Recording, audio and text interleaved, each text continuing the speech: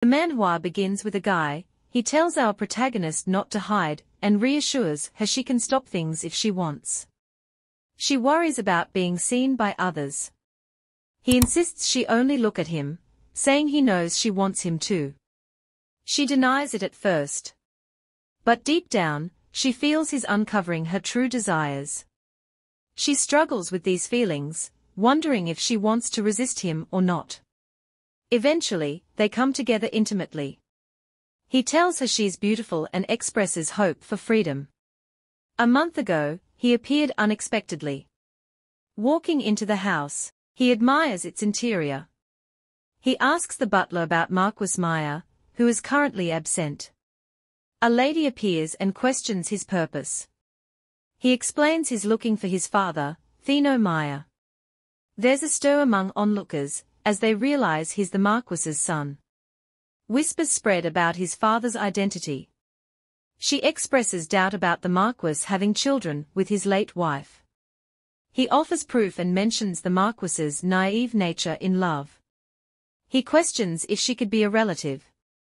She denies it and he presses for an explanation. She introduces herself as Lavielle Lewin. He asks when the Marquess will return, and she estimates it'll be in the evening. He decides to wait for him. Lavielle instructs Maisie to prepare tea for their guest, who introduces himself as Lucien Maya. Maisie remarks that he looks nothing like the Lord Maya. Lord Maya comes back and Lucien shows him a keepsake from his mother, Genevieve. Lord Maya recognizes it as something he gave her. He silently regrets giving it to her, intending her to sell it for a better life, not for her son to come looking for him. He asks Lucien if he's interested in knowing about his father. Lucien says yes. Lord Maya wonders why Lucien has different hair from his mother, who was blonde, while Lucien has ashy brown hair. If only my mother were still alive, we could have been together, Lucien says. Lord Maya asks him to clarify. Lucien reassures him it's just a joke. He explains his mother never wanted to burden Lord Maya, whether in life or death, but raising him alone was her choice. Lucien decided to follow his father's footsteps and study medicine. He expresses a desire to work at Lord Maya's clinic now that he's grown up. He teases Lord Maya about it being his turn to take care of him. Lord Maya hesitates, saying it's not that simple to suddenly work together. Lucien remarks on the awkwardness of being an illegitimate child, but acknowledges his father's busy schedule. Lord Maya suggests they keep their relationship discreet, maybe as distant relatives. Lucien agrees to keep quiet around the servants. He wonders about the young woman, Lavielle. His father dismisses her as a pitiful nobleman's daughter, who lost her family, and has nowhere else to go. He tells his son not to pay attention to her. Later, his father bids him good night and he leaves. He ponders Lavielle's situation. She looks young, but seems older than 20. He questions why a grown woman would be with a widower like his father. He remembers their conversation and decides he needs to talk to her. Meanwhile, in Lavielle's room, she thinks about him, calling him a possible conman after Thino's fortune. She senses he's not the first to have such intentions. Suddenly, there's a knock on the door. She realizes it's him. Every night, Maya visits her. He comments on her waiting for him, explaining he was delayed. As he enters, she thinks about the young man who claims to be his son. He dismisses the topic and turns his attention to Lavielle, complimenting her beauty in the darkness. Abruptly, he tears her dress and demands to know where her desire is. Lavielle protests, saying she's not in the mood. Despite her pleas, he forces himself on her and criticizes her lack of response. He hits her and questions the purpose of her beauty if she can't satisfy him. Distraught, Lavielle cries out for help, begging someone to save her.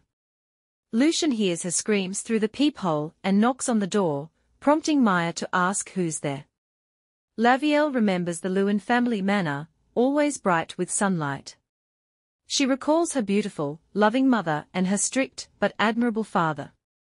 Her life was filled with happiness and free of pain until misfortune struck. Scandals of fraud and treason ruined the Lewin family overnight. Her parents were executed, and their fortune was stolen by once trusted relatives. Lavielle was left with only the clothes on her back and nowhere to go. The Marquess found her and offered his hand. He apologized for what happened to her parents, and said a young lady like her shouldn't face life's harsh realities alone. He introduced himself as a respected and renowned doctor with a gentle smile, and offered to help her, asking if he could be her guardian.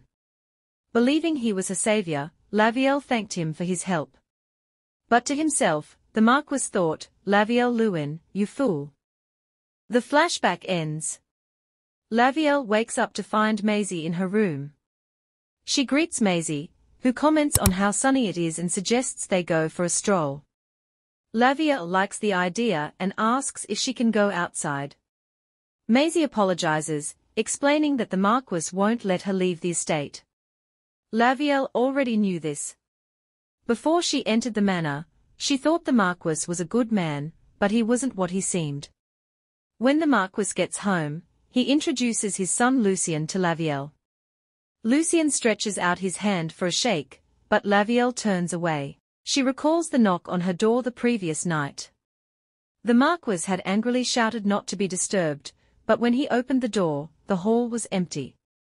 He was upset that his plans were interrupted. Lavielle wonders what would have happened if Lucien had found out what was going on in the room. They are having breakfast, and Lucien comments on how good the food is. His father is pleased, and then Lucien asks if there are cats in the area. His father is surprised by the question. Lucien explains that he couldn't sleep the previous night because he heard the howling of cats trying to mate, describing it as sounding like an old tomcat. His father suddenly chokes on his food, and Lavielle freezes, realizing Lucien heard them the previous night. The Marquess excuses himself and tells Lavielle to show Lucien around later, but Lucien declines, saying he can find his own way. Lavielle stares at him, wondering why this man is here. Later that evening, Lavielle struggles to concentrate on her reading, distracted by thoughts of the con man in the house. She notes that he doesn't look like the Marquess. Suddenly, someone greets her from behind. It's Lucien, who asks why she's still up and if she likes going for strolls. She hurriedly says yes. He requests to join her, but she feels intimidated. Lucien reminds her that they are family now, and will be living under the same roof. He asks her not to act so guarded around him. They are walking, and Lucien comments on the pleasant breeze. He asks if she's usually reserved and quiet, then surprises her by asking if she's supposed to marry his father. Lavielle is taken aback by the question. Lucien quickly apologizes for being invasive and asks if she's afraid of him. Feeling offended, she says she's going back home. He hurriedly stops her, asking her to stay a bit longer, explaining that it's his first proper day there and everything is still new to him. She agrees to stay, but only for a while. Lucien asks if she knows why he searched for his father. She says she doesn't. He explains that it was because of his mother's will, though he doesn't think it matters anymore. She apologizes for his loss, but he says it's okay, and that he has come to terms with it, mentioning that some people find peace in death. Lavielle reflects on this, thinking about her own suffering at Theno's hands every night. Lucien then asks if she ever gets tired of everything. Shocked by the question, she doesn't respond. He suggests that if she's tired of it, she should run away with him. She's shocked by his suggestion. "What did you say?" she asks. He explains that he only said it to lighten the mood, but she gets angry and tells him it wasn't funny. He apologizes, but she says she's had enough and heads to bed. He tells her, "Good night, my lady," and she replies the same. He reminds her that he has a name, but she still says good night. Then he grabs her arm and insists she say his name. Startled, she hits him. He quickly apologizes and promises to stop. Finally, he wishes her good night again, and she responds, "Good night, Lucien Meyer." Later that night, Meyer, Lavielle, and a specialist are together. Maya asks the specialist if he has a diagnosis. The specialist says he's almost there and examines Lavielle, asking if she feels any pain. She says she does. He adjusts and asks again, and she says it's uncomfortable. She wonders why she must go through so much pain. The specialist asks her to tense her pelvic muscles, and she winces. He then tells Maya that she has atrophic vaginitis. Maya asks if this means she won't be able to have children. The specialist says she can bear children, but her case is severe and unlike anything he's seen before. Despite her beauty, she has an accursed body. Maya asks if there is a cure and insists on a treatment plan. The specialist says it's a difficult case, but assures him that with his help, it will be possible to manage. Maya agrees to help Lavielle, willing to do anything for her. The specialist hands him a bottle containing a mixture of daffodil, seed extract, newborn memel nail, grandeur root, and sand badger oil. Maya asks what it is. The specialist explains that it's a salve passed down for generations in his family. He instructs Maya to apply the elixir to Lavielle's private area every night. After 2 weeks, she will be begging for him, the specialist claims. Maya is intrigued but is warned not to miss a single day, or the elixir will be ineffective, and he won't be able to help again. The specialist adds that it must be applied by a man's touch. He then gives Maya another bottle, and tells him to take a dose every day to regain his lost manhood. Maya is shocked and insists his manhood isn't lost, just temporarily affected by stress. He blames Lavielle, calling her a dead fish unable to arouse him. Maya tells the specialist to keep this matter confidential, and the specialist agrees. After that night, Thino doesn't visit Lavielle for a while because he's busy gathering medicinal ingredients. She enjoys her brief freedom, though she knows it won't last long. Her relationship with Lucien has also cooled since that night, as he hasn't approached her again. 2 weeks later, Maya goes to her room with a bottle. He tells her not to worry anymore because they will both have fun that night. She recoils, feeling a strange fear and asking herself what's happening. Maya is about to proceed when someone knocks on the door. He is very angry, having told everyone not to disturb him that night. The servant apologizes for interrupting and informs him that he has a visitor from the palace. Maya is surprised to receive a message from His Imperial Majesty. He's surprised to receive a message from the Imperial Majesty, especially at that hour. Turning to Lavielle, he assures her he'll return soon and she should behave until then. With that, he heads to his chambers.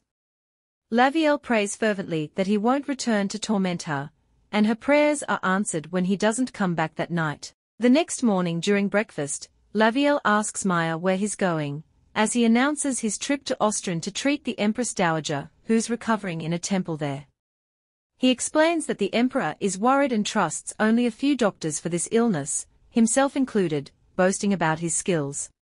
Lavielle realizes he won't be home for a while, feeling relieved deep down, but keeping her expression neutral.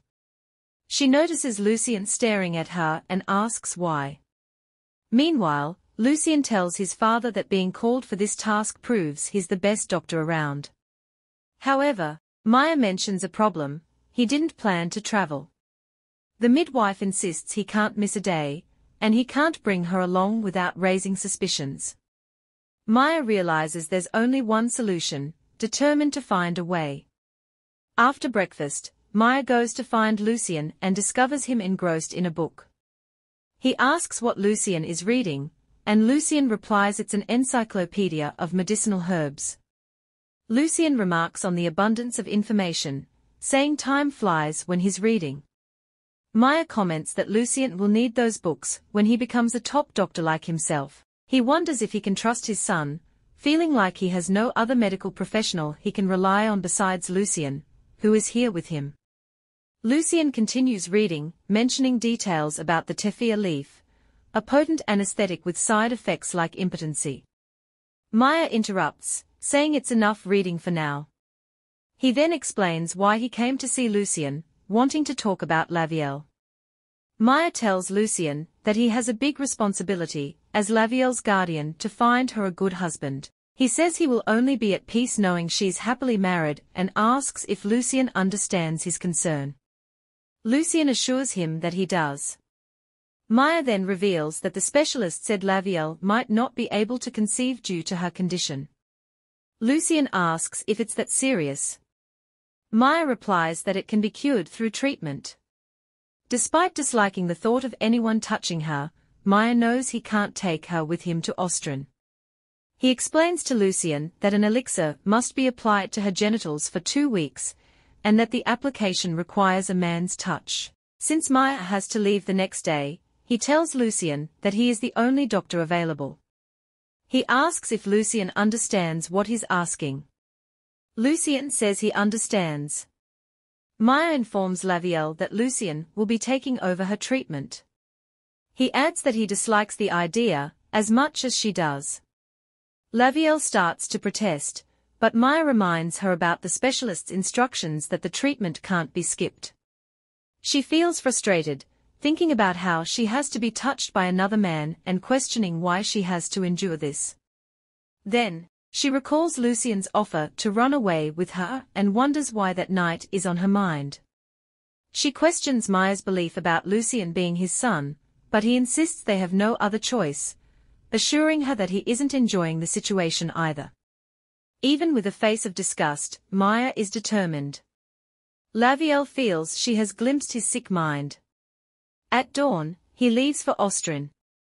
She anxiously waits for nightfall, fear filling her heart. She wonders why Lucien accepted the treatment, doubting its effectiveness. She thinks of running away, but cancels the idea, knowing she has nowhere to go and fearing she will get caught. She recalls Lucien's offer to run away with him and wonders if he meant it. Could they really escape together? Her thoughts are interrupted by a knock at the door.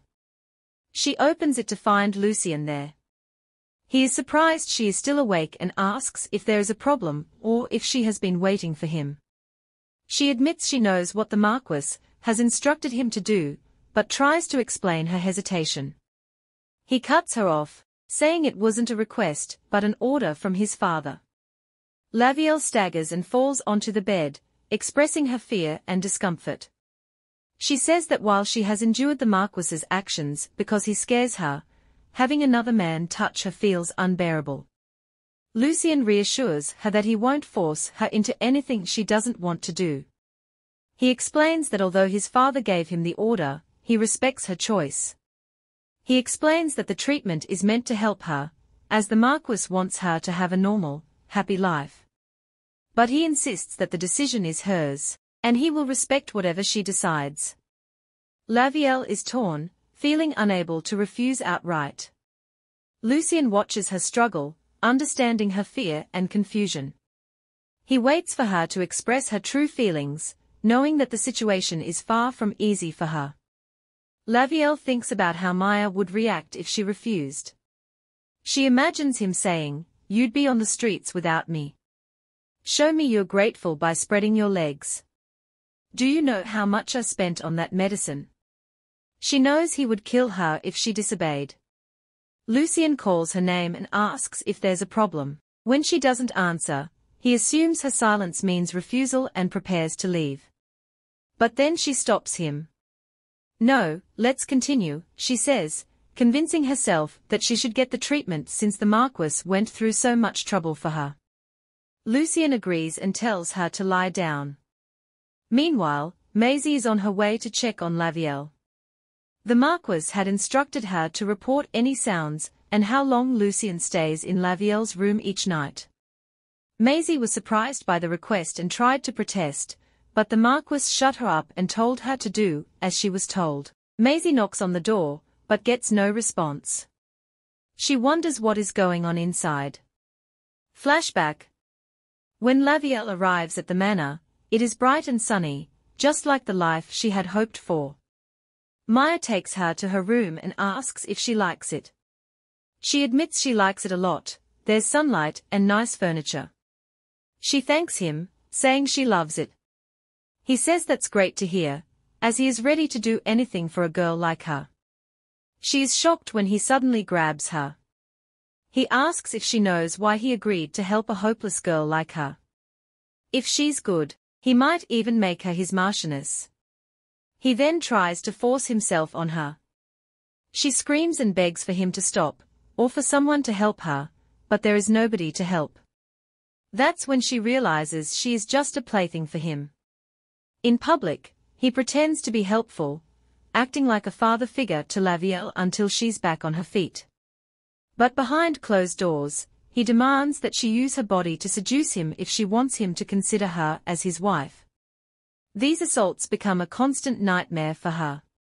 The next morning, Lavielle and Maisie go for a stroll. Maisie is delighted that her lady is well enough to enjoy some fresh air, emphasizing how important it is for Lavielle's recovery. Lavielle apologizes for troubling Maisie, but Maisie brushes it off, assuring her it's no bother. She asks Lavielle about her sleep the previous night, mentioning her own concerns about Lavielle's recent sleeping issues. Lavielle assures her that she slept well, which isn't entirely untrue. After Lucien applied the elixir the previous night, he silently did his job efficiently and professionally, ensuring not to cause her any harm. Lavielle reflects on Lucien, finding him to be a peculiar man. Lucien sits in the study, writing a letter to Niall. He asks how Niall is doing and apologizes for not sending letters sooner. Lucien explains that he's been busy settling into Maya Manor after meeting Maya, who is exactly as he expected. He admits he's unsure if he should feel glad about it, but hopes their plan will proceed smoothly. Finally, he concludes the letter with, "I'll make your wish come true. Just hang tight a little longer." Every night, Lucien visits Lavielle, and she becomes anxious as soon as the sun sets, because she knows he's coming to apply the elixir. He asks her to relax so she won't hurt herself during the process. Though the situation feels shameful to her, she notices that Lucien's touch is different from the Marquess's cruel and lascivious hands. Gradually, she realizes that Lucien is nothing like him. Encouraged by this realization, she speaks up and asks for help, expressing that it hurts and wondering if there's another way to ease the pain. Lucien explains that some discomfort is normal because her body isn't ready for intimacy yet. However, he offers an alternative approach.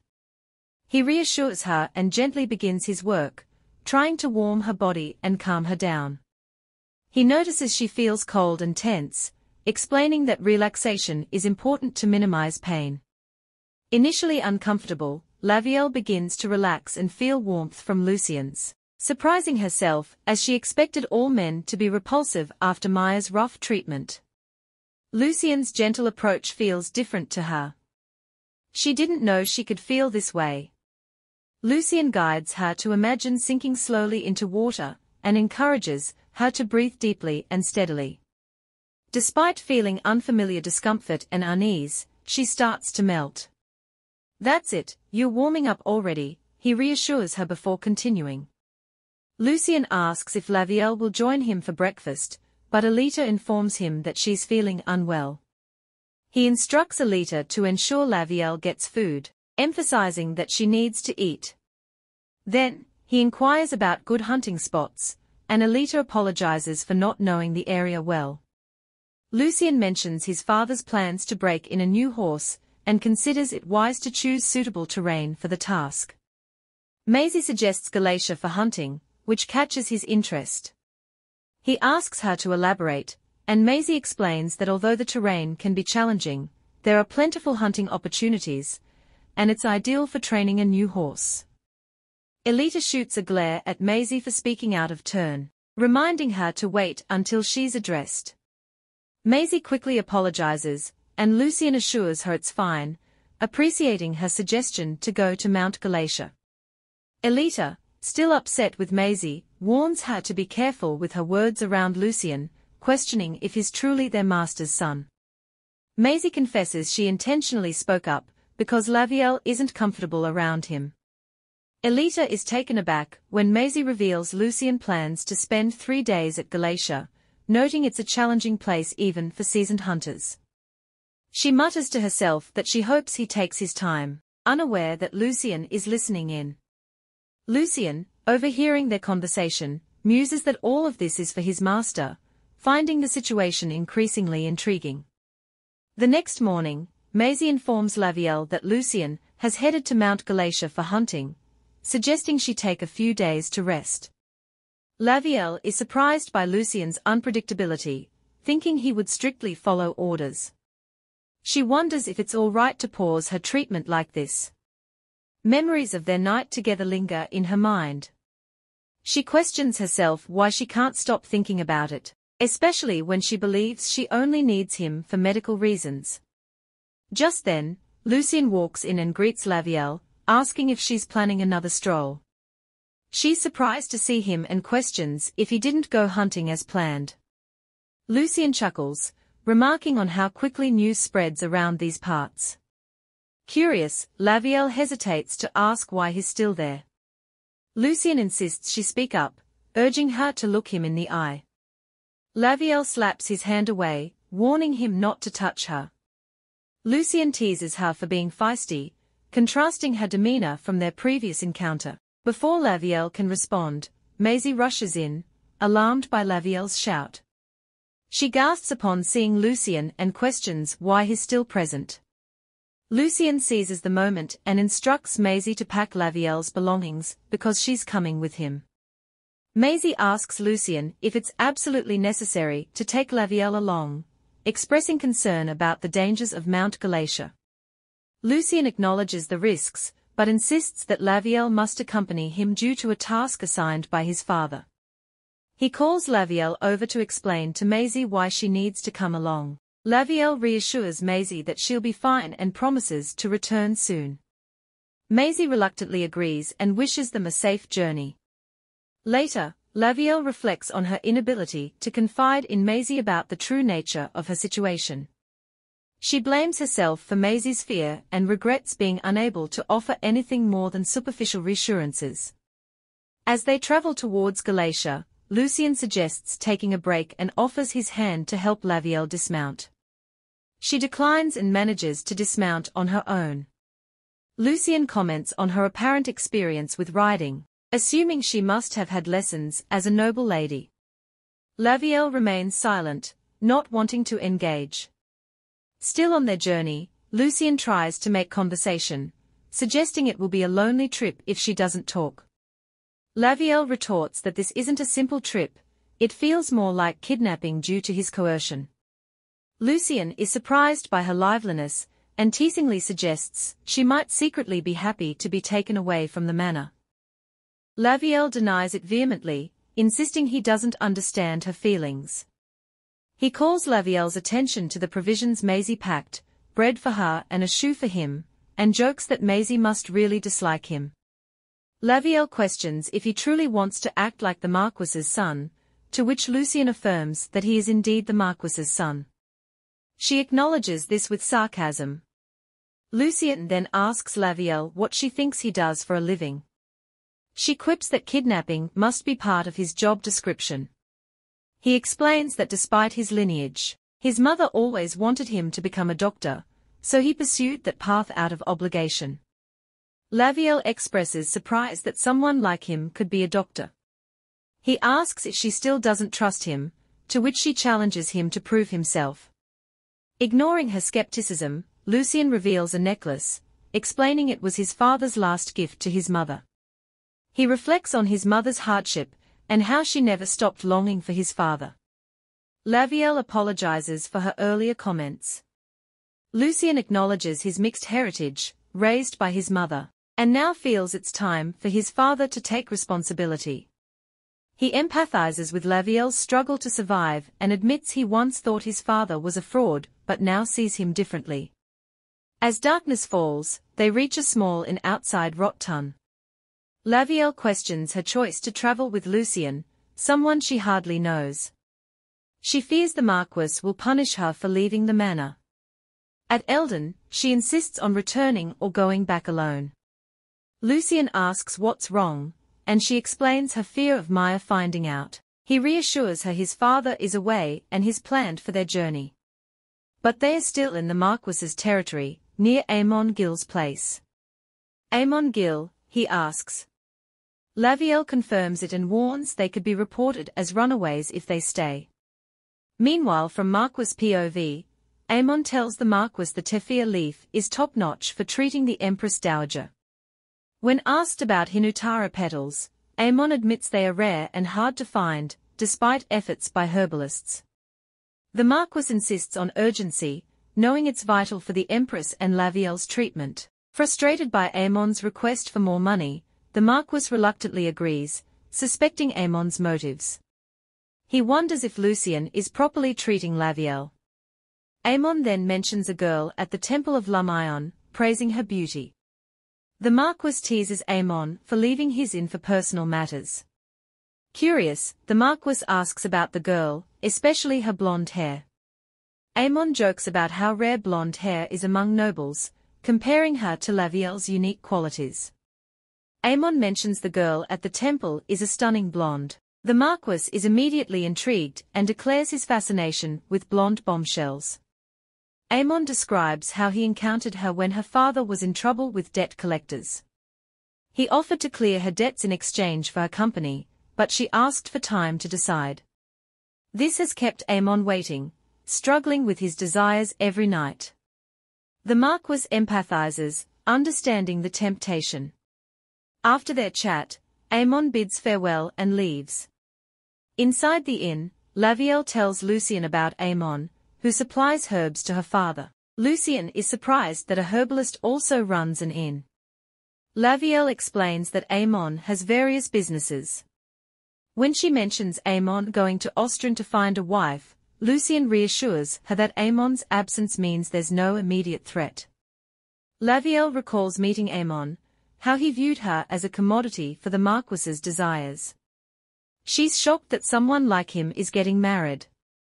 Lucien reaffirms he's only following his father's orders. Lavielle is frustrated with the situation forced upon her. Lucien tries to reassure her, claiming he has a plan to help. Lavielle questions who Lucien truly is and why he appeared in her life. She vents her anger and frustration, feeling her life has been ruined. Lucien acknowledges her pain, but insists he's there to support her, even if she doesn't trust him. Lavielle wrestles with conflicting emotions. She wonders if Lucien could be her salvation despite the shame she feels. Finally, she gathers the courage to ask him for help, revealing her desperation and vulnerability. She admits she doesn't want children, especially not Thenos, feeling weakened lately. Lucien asks if she's tired after their journey. She denies it. He's pleased she's relaxed and applies the elixir, urging her to stay calm. He notices her softened demeanor and remarks on the elixir's effectiveness. She feels it's not the time for conversation. He reassures her and checks if there's any pain. Afterward, she asks if it's over, and he confirms. Feeling a sense of emptiness without the discomfort, she reflects silently on her thoughts. Two girls argue over a yellow ribbon. Lavielle feels lighter today, but wonders how long they'll stay here with Lucien. There's a knock at the door, and a lady brings breakfast. Lavielle asks how long she's worked here. Rosie, the lady, says about 3 years and mentions managing the inn. Lavielle learns Rosie handles the inn alone and asks about Marquess Theno Meyer. Rosie confirms he visits for hunting. Lavielle changes the topic and asks Rose's name and how far Mount Galatia is. Rosie says it's an hour away and asks if they are here to hunt. Lavielle jokes about hunting with her husband, Lucien. Rosie compliments Lavielle's beauty. Lavielle thanks her and promises to recommend Rosie to Amon. She gives Rosie coins as a token of appreciation. Rosie thanks her and learns Lavielle's name is Molly Hyacinth. Molly prepares to leave, but bumps into Lucien at the door. She apologizes, and they exchange glances. "Did you sleep well?" Lucien asks her as they sit down for breakfast. She nods slightly, finding the breakfast unremarkable, but agrees to eat more before they depart. "Why are you being so caring today?" she queries, curious about his sudden attentiveness. Lucien chuckles softly, explaining it's a husband's duty to take care of his wife. She blushes at his comment, and he playfully teases her about her flustered reaction. He then brings up Molly Hyacinth and comments on Lavielle's slip-up in conversation. She defends herself, explaining she felt compelled to respond to Molly. He suggests it might have been wiser to stay quiet, as now Molly remembers their faces and might gossip. Concerned about the potential risk, Lucien jokingly asks if he should eliminate Molly to prevent any trouble. Lavielle scolds him for his joke, emphasizing it's not funny. Lucien clarifies he only wanted to ease her worries and suggests Molly's presence could complicate things. Feeling uneasy about their situation, Lavielle regrets getting involved with Lucien and questions his intentions. Lucien reassures her that he wants to help her, reminding her it was she who sought his assistance in the first place. She reflects on their shared memories and realizes they've spent enough time at the inn. If they don't leave soon, they'll end up staying the night. Lucien assures her they'll depart after she finishes eating. Rosie inquires if they are leaving now. Lucien thanks her for her hospitality and kindness. Rosie notices Lavielle doesn't look well and asks if breakfast wasn't to her liking. Lavielle recalls Lucien's earlier remark about jokingly wanting to kill Rosie. She dismisses it, saying she's just dealing with mild anemia, and compliments Rosie on the breakfast. Rosie wishes them a safe journey as they prepare to leave. As they continue their journey, Lucien suggests taking a break and sitting on the grass. Lavielle suddenly asks him if he would really kill Rosie. Lucien laughs and clarifies it was just a joke to ease her worries. He reassures her that as a doctor, he wouldn't harm anyone. Lavielle, still shaken, questions why he would joke about something so serious. Lucien apologizes sincerely, admitting he didn't realize how scared she was. Lavielle accepts his apology, but jokingly insists he never call her Ms. Hyacinth again. Lucien playfully asks why not, saying he thinks it suits her. Lavielle declines to explain further, opting to drink some water instead.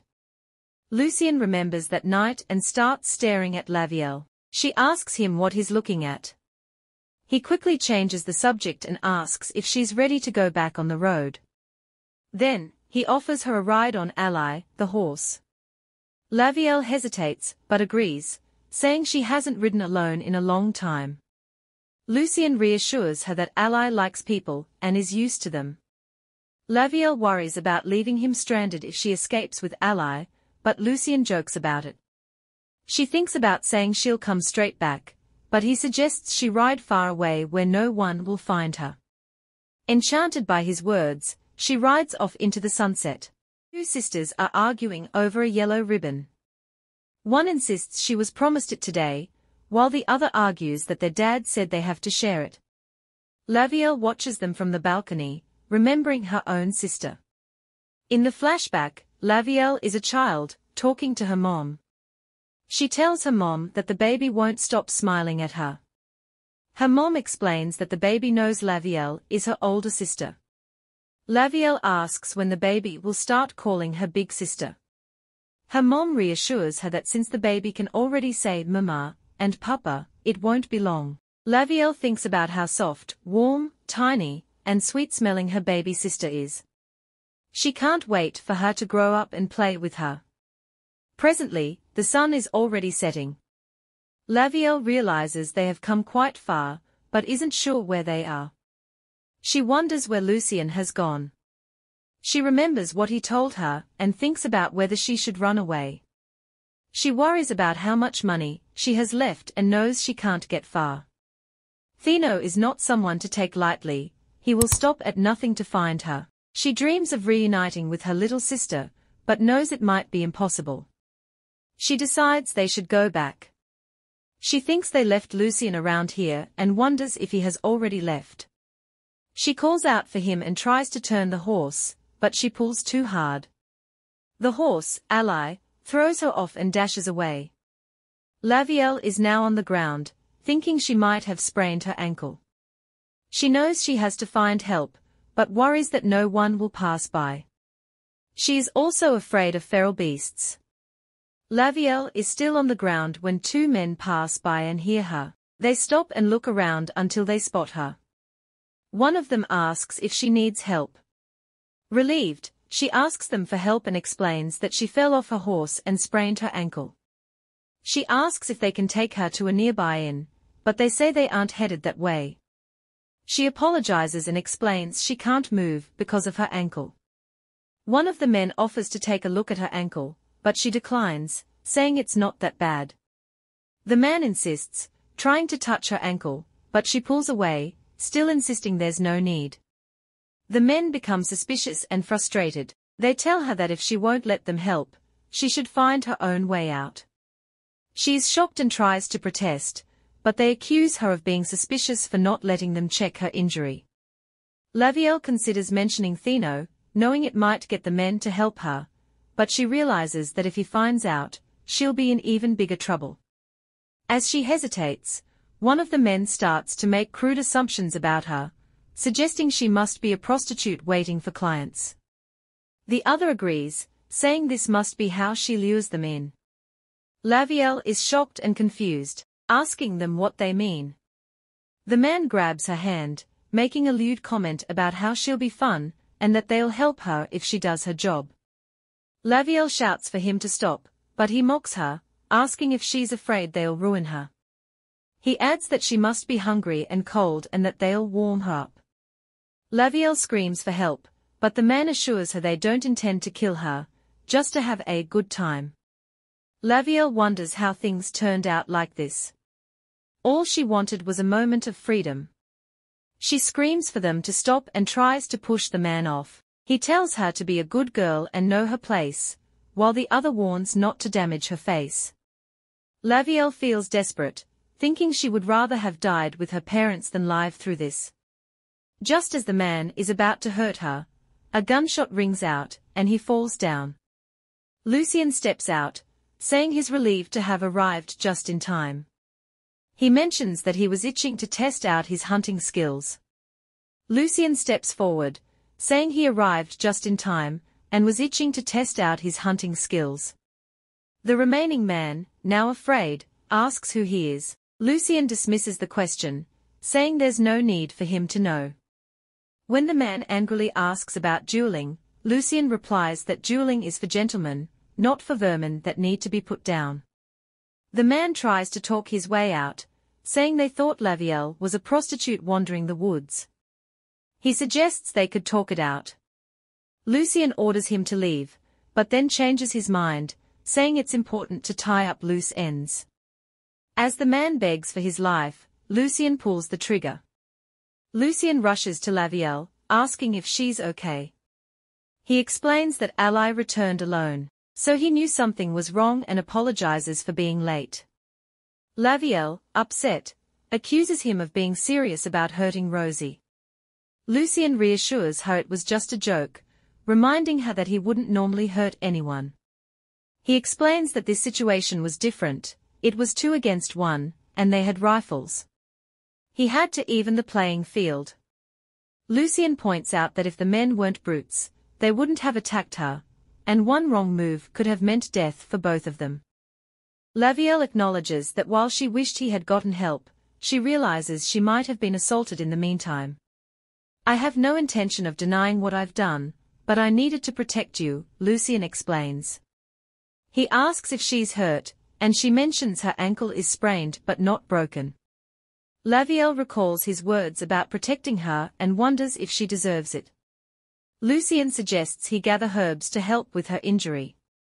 He mentions seeing hule trees nearby earlier. Lavielle hesitates and expresses fear about being left alone. Reluctantly, she asks him not to go alone. Lucien agrees and suggests they return to the inn to treat her ankle. They return to the inn, where Lucien asks Rosie for medicinal herbs from the storeroom. Rosie agrees to help and also offers clean clothes for Lavielle. Lucien thanks her, expressing gratitude for her kindness. Rosie comments on Lavielle falling off the horse and hopes she gets well soon. Back in their room, Lucien mentions that Rosie seems to like Lavielle. Lavielle jokes about Rosie lending her clothes, noting that being friendly pays off. Lucien assures her that with the ointment and a few days of rest, she should recover soon. Lavielle is surprised at the prospect of staying for a few days, worried about potential encounters with Amon or Thino if they return during that time. Lucien reassures Lavielle that it will be a while before the Marquess returns, as he's tending to the Empress Dowager's serious condition. Lavielle feels overwhelmed by everything that's happened and worries about their safety, considering the events of today now feel distant. She questions how Lucien can remain so calm after what happened, knowing they could be caught with the bodies left behind. Lucien asks if she feels sympathy for the men he shot. Lavielle denies it but is still anxious.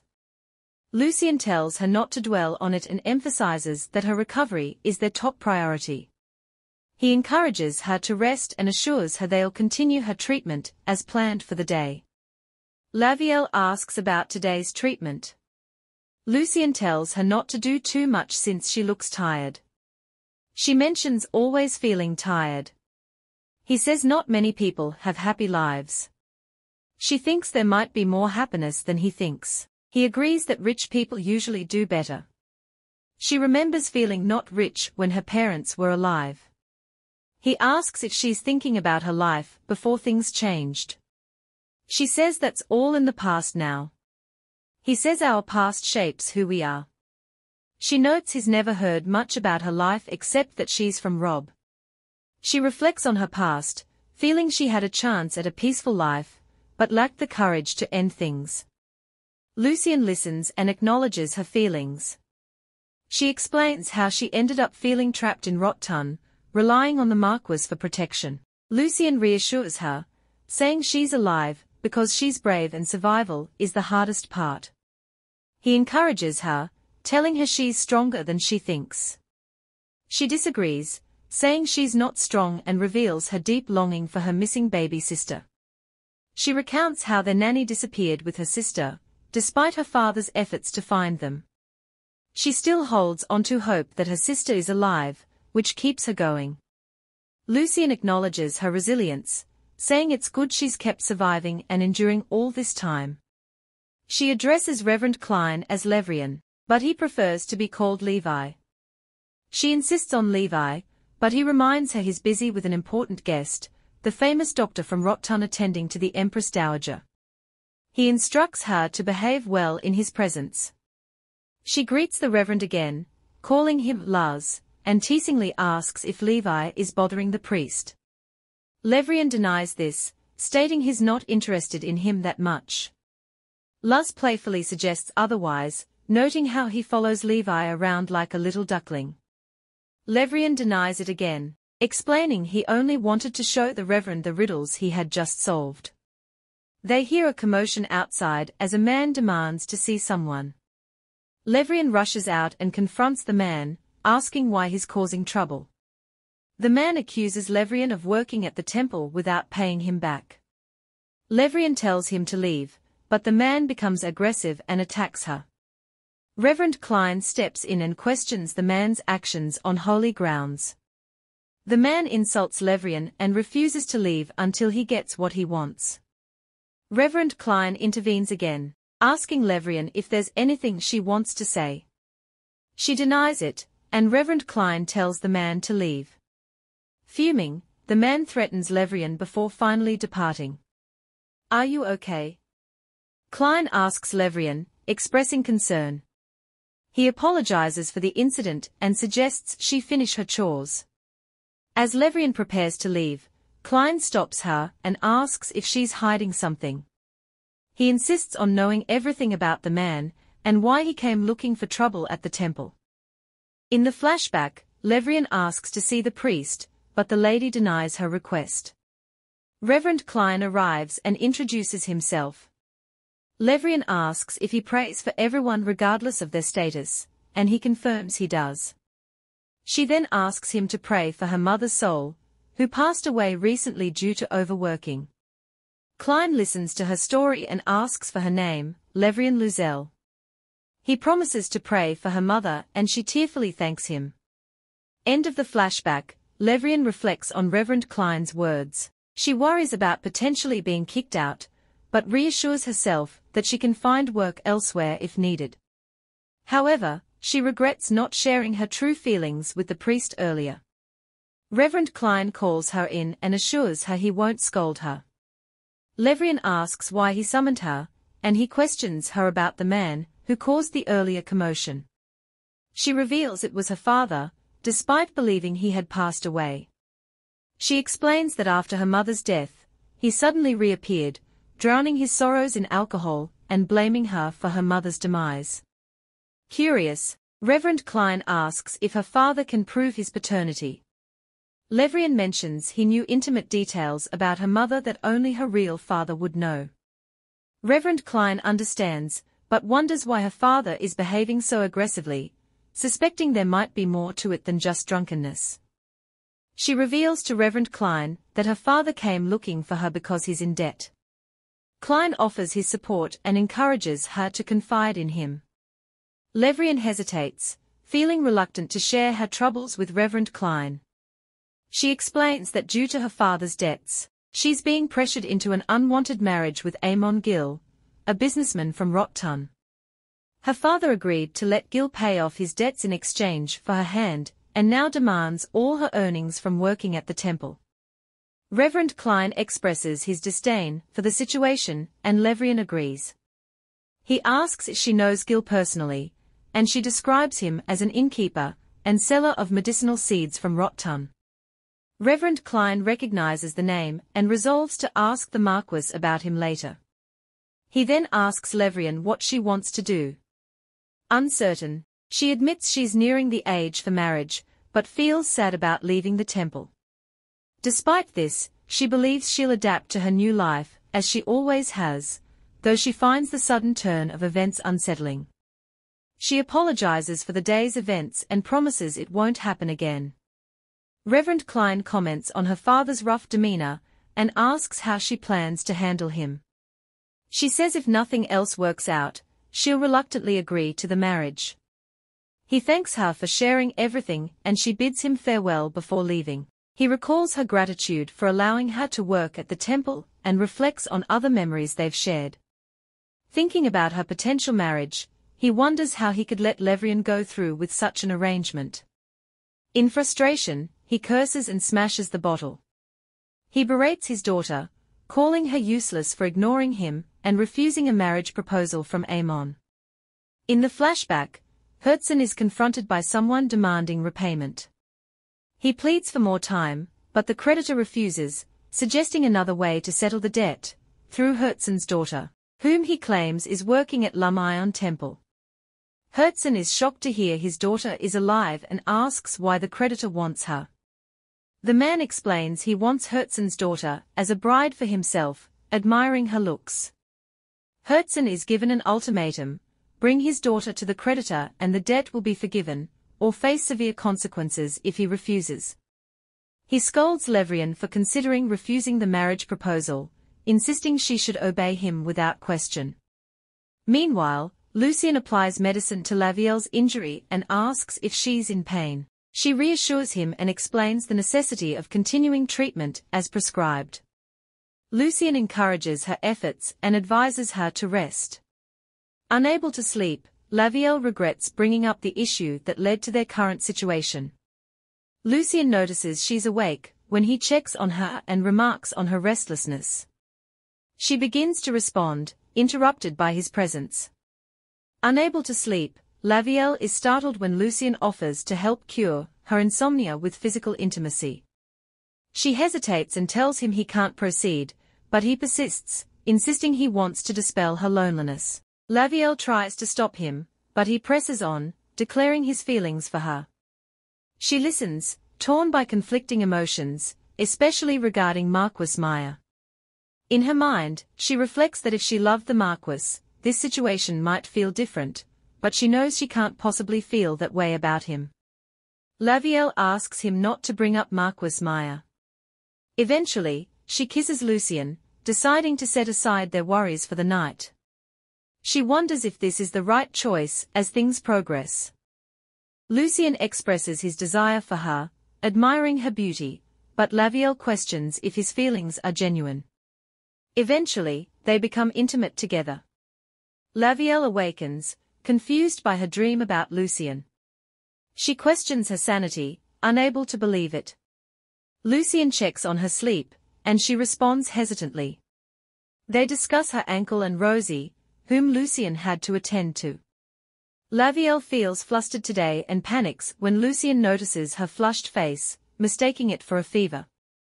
She hastily stops him from getting closer.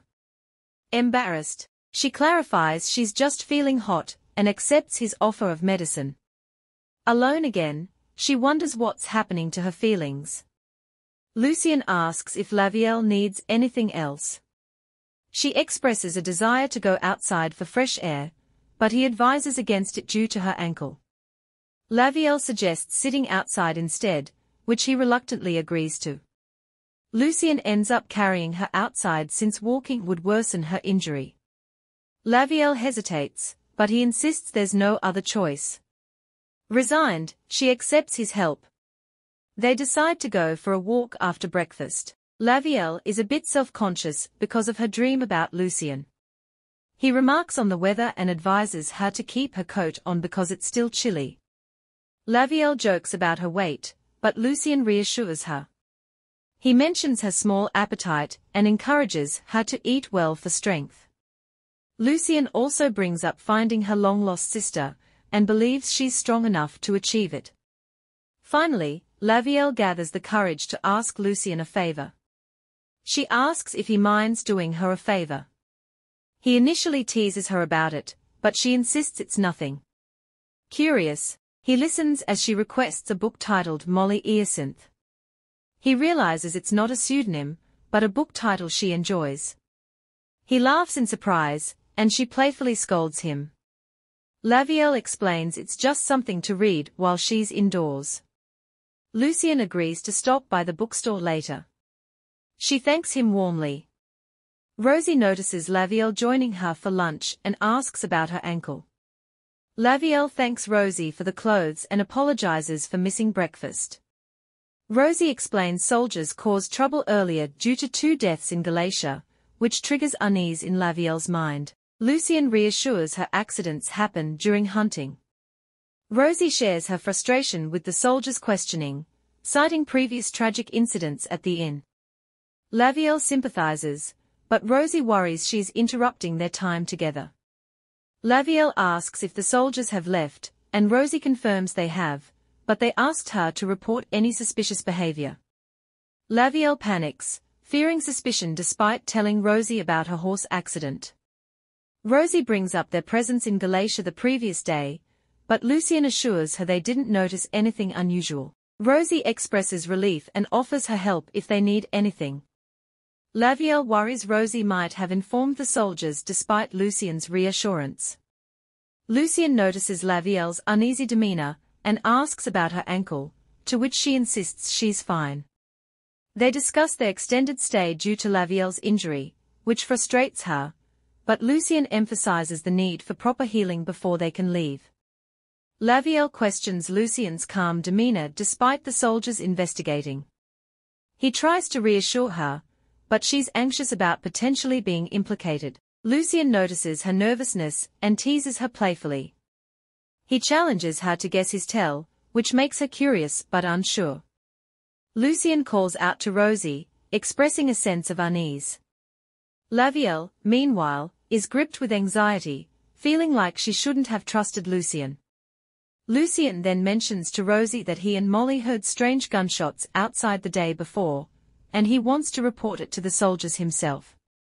The soldier asks Lucien for more details about the gunshots they heard. Lucien explains they were heading to Galatia for a horseback riding practice with Molly when they saw 2 men fighting near Ione Rock on the west side. Lavielle wonders if Lucien's calm demeanor hides an elaborate plan to frighten her. She worries about accusing him of the crime. Lucien describes the men as arguing, seemingly on a hunting trip gone wrong. The soldier asks if they were arguing, and Lucien confirms, mentioning they didn't get a good look at them, but their description matches. The soldier thanks Lucien for the statement, and he responds it's the right thing to do. The soldier asks Lavielle if she saw the men. She confirms and then breaks down in tears. Lucien comforts her, mentioning Molly's tender heart, and how worried she was about the men even after they left. Lavielle knows if she tells the truth, Lucien will be arrested, and then she can finally return to the manor. The soldier asks Lavielle if everything Lucien said was true, and she confirms it, feeling conflicted because telling the truth means losing her chance at freedom. After their questioning, the soldiers leave, thanking her for cooperating. Lucien praises her for a job well done, but Lavielle calls him insane for involving the soldiers despite wanting to avoid attention. He explains he was curious about what the soldiers knew, which angers Lavielle further. She worries they might get suspicious, but Lucien reassures her and tries to lighten the mood. Lavielle remains upset, refusing to discuss her tale with him. Lucien offers her water to calm her nerves, and she reluctantly accepts. "Shall I tell you why I really called them?" Lucien asks Lavielle. Confused, she questions him further. Lucien admits he wanted to test her, to see if she would cover for him or reveal the truth. He declares her his accomplice now that she has concealed his actions. Meanwhile, Maisie, Lavielle's superior, receives a letter from their master inquiring about Lady Lavielle. Maisie hesitates, knowing Lavielle's current situation is delicate. She must respond by nightfall. Maisie ponders whether to confess that Lavielle has left with Lucien, or to fabricate a story about her well-being at home. Maisie wrestles with the consequences of lying, knowing the truth could lead to trouble if their master discovers Lavielle's absence. She recalls Maya's strict instructions to report everything directly to him before he left. She wonders about her loyalties in his absence. Maisie thinks maybe it would be best to follow his orders to avoid his fury. But her superior reminds her that lying could endanger Lady Lavielle further. "You must not lie, Maisie," the superior emphasizes. Lavielle confronts Lucien, asking if he's playing games with her emotions. He denies it, but she presses him, feeling manipulated by his actions. Lucien explains he enjoys seeing her emotions, like a doll coming to life. This confuses Lavielle, who feels rattled by his cryptic behavior. After a tumultuous day, Lucien wishes her good night and leaves, leaving Lavielle questioning why he's treating her this way. She breaks down in tears, wondering why he has done this to her. Klein's father scolds him for making Lady Elena cry and urges him to consider marriage to her for the sake of their family's honor. Klein, dedicated to his role as a priest, refuses, citing his commitment to serving the Lord. Despite his father's insistence, Klein stands firm, disappointing his father. Later, Klein reflects on Levrien's words about marriage and confesses his unspoken feelings, knowing he cannot pursue them. Maya feels impatient at the Empress Dowager's slow recovery and wonders about receiving updates on Lavielle's treatment. He finds solace in the scent of Tesha leaves and reflects on Levrien's beauty, reminiscent of someone dear to him. Interrupted by a knock, he allows Klein to enter, curious about his purpose. Klein inquires about Amon Gill, prompting Maya to share his knowledge and affirm his charitable work. Pleased with Klein's acquaintance with Amon, Maya agrees to arrange a meeting between them. Levi is absent-mindedly sweeping when Luz notices something is off. Levi confesses that the drunkard they encountered was actually her father, leaving Luz stunned. They sit down to talk, and Levi shares her dilemma about having to marry to settle her father's debt. Luz listens attentively and offers advice, urging Levi to find out more about the man she's supposed to marry beyond his wealth. Levi admits feeling tempted by the prospect of financial security, but worries about the happiness of such a marriage. Luz suggests consulting Reverend Klein for guidance, emphasizing the importance of making a well-thought-out decision. Levi mentions Klein's advice to consider everything carefully, but reveals he didn't say much more than that. Luz reflects on Klein's care for Levi and silently acknowledges his wisdom. As Amon approached Klein, he greeted him and introduced himself. Klein confirmed his identity and they began walking together. Amon expressed his curiosity about visiting a temple for the first time, noting its solemnity. Klein assured him that the temple was open to everyone. Their conversation shifted to medicinal herbs, which Amon needed.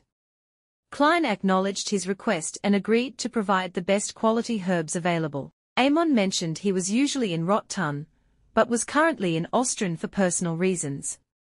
As Amon and Klein walked together, Amon shared that he was in Ostrin to meet his new wife, and was eagerly awaiting her response. Klein listened, understanding the importance of family matters. Curious, Klein asked about Amon's future wife. Amon described her as having rare pure blonde hair, which he considered a significant trait. He joked that her occupation, as an errand girl, didn't matter to him, suggesting she could even be a prostitute for all he cared, laughing at his own remark. Klein listened to Amon's description with interest, noting his unusual criteria for choosing a wife. Klein thinks to himself that he doesn't truly love Lavielle, he sees her more as a wench or a prostitute. He wonders if her hair color is real. Amon questions if it's possible that Lavielle's hair isn't natural. Klein considers sourcing herbs for 300 patients, but realizes it's too much for him alone. Amon offers to help, despite being occupied with his wife in Ostrin. Klein agrees, and Amon promises to pay up front, knowing nobles like Klein have deep pockets. Amon decides to take half of the payment now and the rest later. Klein wishes him a safe journey. Lavielle feels uneasy as she walks home, even the temple seeming a bit scary at night. I should hurry, she thinks to herself, resolving to stay more focused on her chores next time. Suddenly, she hears footsteps behind her and turns around. It's Reverend Klein, walking hurriedly to catch up with her. Lavielle questions Reverend Klein, as he confesses his love for her, admitting he had denied his feelings until learning of her impending marriage. Klein kisses her, expressing his long-hidden affection. She hesitates, conflicted by his priestly vows and her own insecurities about their differences. Despite her fears, Klein reassures her, declaring he can withstand any consequences to be with her. Lavielle questions if what happened was just a dream, feeling uneasy about dreaming something so inappropriate involving a priest.